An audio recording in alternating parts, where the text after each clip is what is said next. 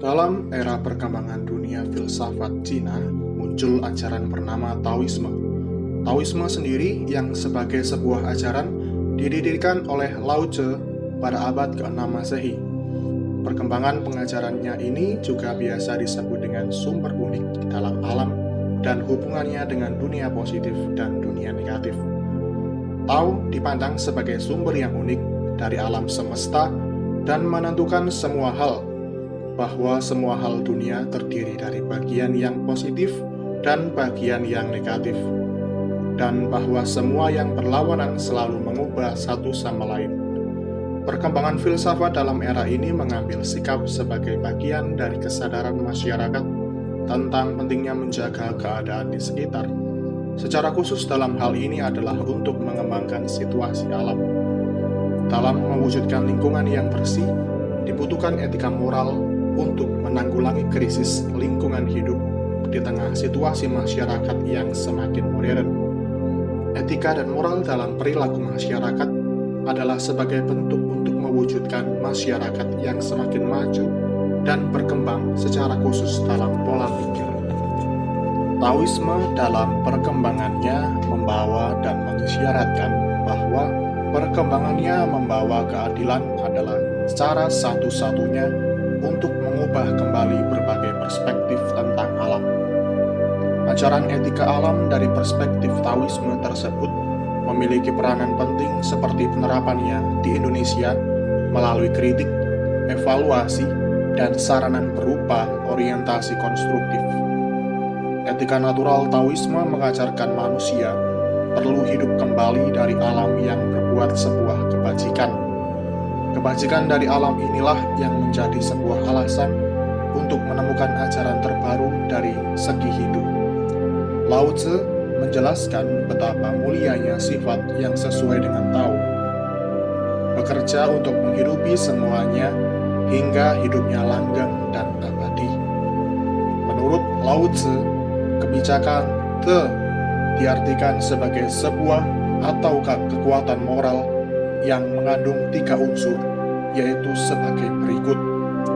Pertama, suatu kata yang berarti selalu mengusahakan atau tugu, kecenderungan memberi bantuan kepada orang lain. Substansi filsafat Taoisme terletak pada persoalan atau cara hidup manusia yang sesuai dengan sifat alam. Yang kedua adalah Taoisme untuk mencapai kebahagiaan hidup. Dan yang ketiga adalah untuk mencapai kebahagiaan itu dibutuhkan cara hidup manusia untuk mengikuti Taoisme. Lao Tzu menjelaskan betapa murninya sifat sewajarnya itu. Sebaliknya, semua bantuan manusia terdapat banyak tiruan dan kepalsuannya. Kebajikan yang sempurna tidak meninggalkan bekasnya. Orang yang sungguh-sungguh murni kebajikannya selalu melakukan kebajikan secara diam-diam, tidak dibangga-banggakan, bahkan ibarat orang yang ditolong tidak tahu siapa yang menolong. Tahu bersifat sewajarnya bagaikan alam. Alam tampaknya diam dan tidak mengerjakan sesuatu. Segala sesuatu tampak hidup dan bergerak dengan sewajarnya. Tetapi semua itu adalah pekerjaan alam. Etika dan moral dalam perilaku masyarakat adalah sebagai bentuk untuk mewujudkan masyarakat yang berkembang dalam pola pikir. Salah satu penyebab yang kerap ditemukan dalam upaya perwujudan bumi yang semakin hijau adalah minimnya kesadaran masyarakat. Kesadaran masyarakat ini sangat bergantung pada 3 hal, yakni alam, etika, dan moral. Ajaran Taoisme sendiri ini yang diperkembangkan oleh Lao Tzu dalam etika moral atau etika natural mengisyaratkan bahwa kebahagiaan manusia dan kebahagiaan alam itu satu, bukan 2. Karena kebajikan dari alam inilah yang menjadi sebuah alasan untuk menemukan ajaran terbaru dari segi hidup. Lao Tzu menjelaskan betapa mulianya etika dan moral itu sendiri sebagai sebuah perwujudan yang konstruktif. Kebajikan dari alam inilah yang menjadi sebuah alasan untuk menemukan ajaran yang sesuai dengan sikap sebagai bagian dari kesadaran masyarakat.